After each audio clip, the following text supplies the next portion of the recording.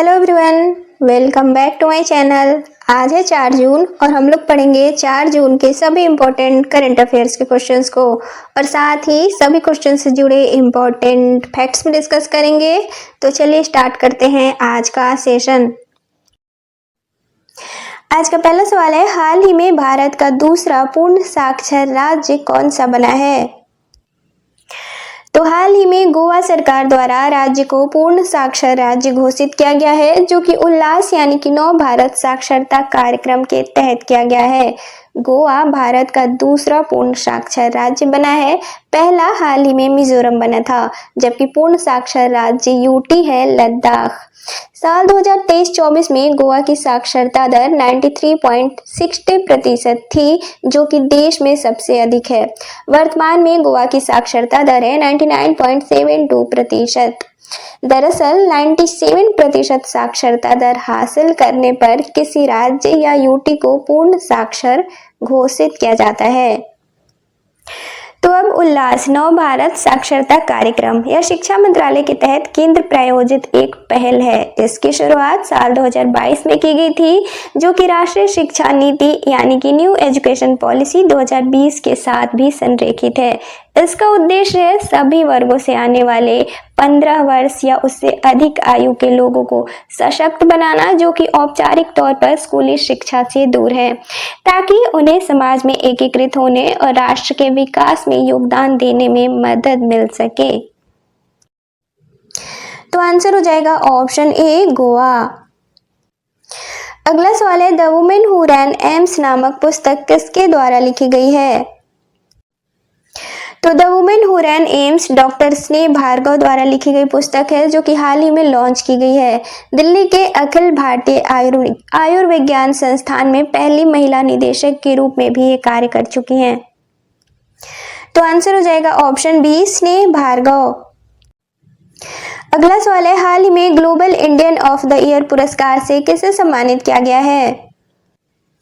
तो आध्यात्मिक गुरु और ईशा फाउंडेशन के संस्थापक जगत गुरु जग्गी वासुदेव को कनाडा इंडिया फाउंडेशन द्वारा global Indian of the year award से हाल ही में सम्मानित किया गया है, जो कि पर्यावरण संरक्षण और मानवीय चेतना के बारे में जागरूकता फैलाने के उनके प्रयासों के लिए यह सम्मान दिया गया है।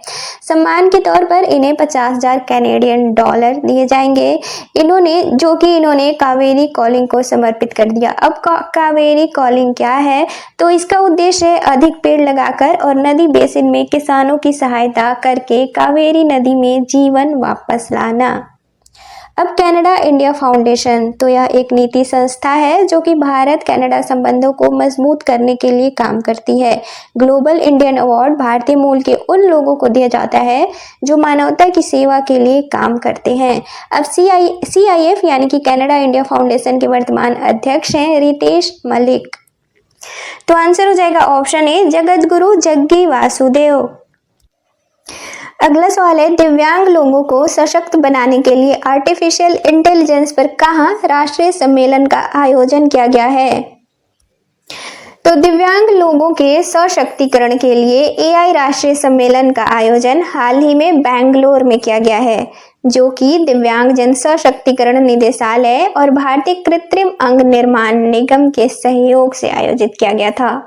इसका उद्देश्य है दिव्यांग लोगों के लिए समावेशी, सुलभ और सहायक समाधान बनाने में AI की परिवर्तनकारी भूमिका पर प्रकाश डालना। अब इस सम्मेलन के दौरान दिव्यांग लोगों के लिए 4 मिशन भी लॉन्च किए गए। ये 4 मिशन कौन से हैं? तो mission AI accessibility, mission AI implementation of AI in assistive technology and tools for empowering PWD, तीसरा national disability support AI chatbot और चौथा यूनिफाइड बेनिफिट्स इंटरफेस। तो आंसर हो जाएगा ऑप्शन बी बैंगलोर। अगला सवाल है, 72वीं मिस वर्ल्ड प्रतियोगिता के दौरान ह्यूमैनिटेरियन अवार्ड से किसे सम्मानित किया गया है? तो 72वीं मिस वर्ल्ड प्रतियोगिता के अंतिम दिन हैदराबाद के हाईटेक्स एरिना में सोनू सूद को ह्यूमैनिटेरियन अवार्ड से सम्मानित किया गया है। दरअसल इन्हें यह अवार्ड कोविड-19 महामारी के दौरान इनके परोपकारी कार्यों के लिए दिया गया है। अब हाल ही में 72वीं मिस वर्ल्ड प्रतियोगिता का समापन हुआ है, जिसका आयोजन 10 से 31 मई 2025 तक किया गया था, जो कि तेलंगाना में किया गया था। इसमें 120 देशों के प्रतिभागियों ने भाग लिया था और इसमें मिस वर्ल्ड रही है 72वीं मिस वर्ल्ड बनी है ओपल सुजाता, जो कि थाईलैंड की है। साल 2024 में 71वीं मिस वर्ल्ड का खिताब क्रिस्टीना प्लिसकोवा ने जीता था, जो कि चेक गणराज्य की थी। तो आंसर हो जाएगा ऑप्शन सी, सोनू सूद। अगला सवाल है, हाल ही में लुइस मोंटेनेग्रो किस देश के प्रधानमंत्री नियुक्त किए गए हैं? तो लुइस मोंटेनेग्रो हाल ही में पुर्तगाल आम चुनाव में जीत के बाद देश के प्रधानमंत्री नियुक्त किए गए हैं। Luis Montenegro social democratic party के वर्तमान में अध्यक्ष हैं। तो आंसर हो जाएगा ऑप्शन ए, पुर्तगाल। अब पुर्तगाल, तो पुर्तगाल यूरोपीय देश है, इसकी राजधानी लिस्बन है और पुर्तगाल की करेंसी है यूरो। यहाँ के वर्तमान राष्ट्रपति हैं मार्सेलो रेबेलो डी सूसा। अगला सवाल है, हाल ही में भारतीय उद्योग परिसंघ के अध्यक्ष कौन नियुक्त किए गए हैं? तो हाल ही में भारतीय उद्योग परिसंघ के अध्यक्ष राजीव मेमानी नियुक्त किए गए हैं। इनका कार्यकाल 2025 से 26 तक का है, जो कि संजीव पुरी की जगह लेंगे। अब भारतीय उद्योग परिसंघ, तो भारतीय उद्योग परिसंघ उद्योग आधारित गैर लाभकारी गैर सरकारी संगठन है। इसकी स्थापना साल 1895 में की गई थी।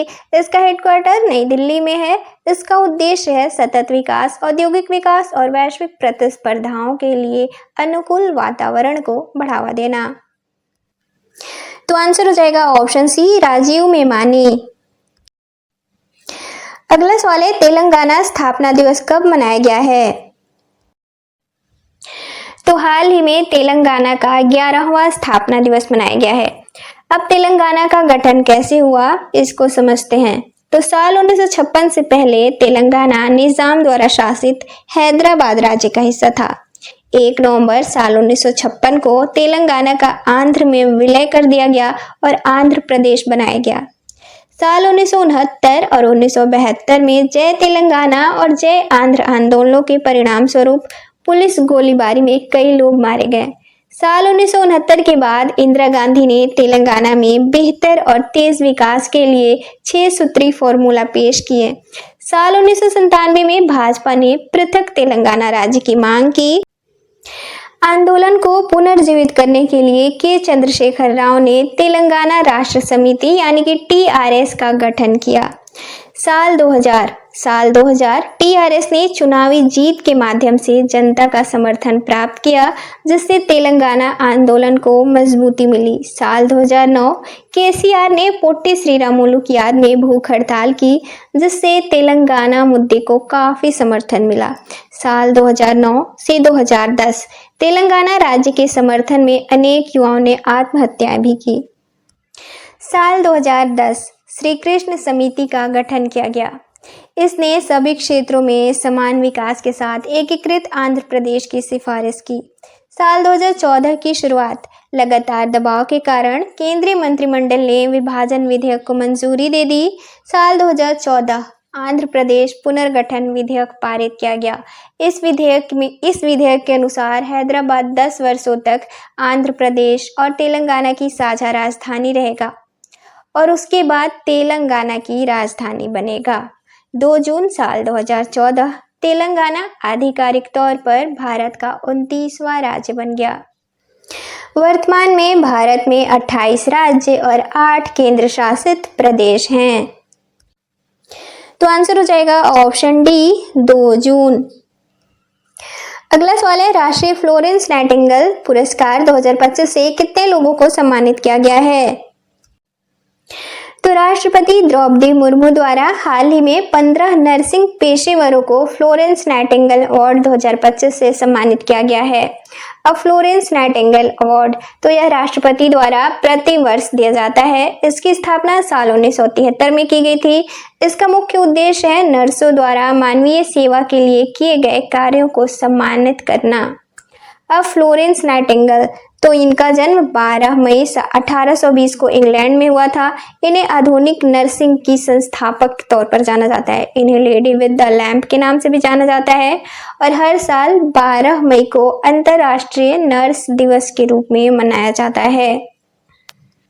तो आंसर हो जाएगा ऑप्शन सी 15। अब कल के क्वेश्चंस का रिवीजन करेंगे। तो कल का क्वेश्चंस तो कल हम लोग नहीं पढ़ पाए थे, तो आज हम लोग 2 जून को पढ़े गए करंट अफेयर्स के क्वेश्चंस का रिवीजन करेंगे। तो 2 जून का पहला सवाल था विश्व दुग्ध दिवस कब मनाया जाता है? तो इसका राइट आंसर था ऑप्शन सी 1 जून। अगला सवाल था किस राज्य सरकार द्वारा बफर में सफर नामक योजना शुरू की गई है? तो इसका राइट आंसर था ऑप्शन बी उत्तर प्रदेश।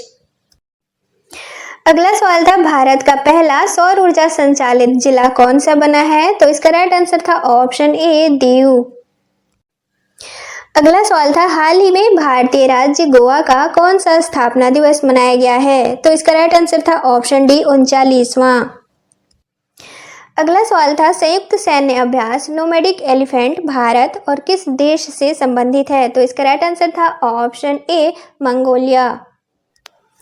अगला सवाल था नजर टाडी महोत्सव किस राज्य से संबंधित है? तो इसका राइट आंसर था ऑप्शन ए केरल।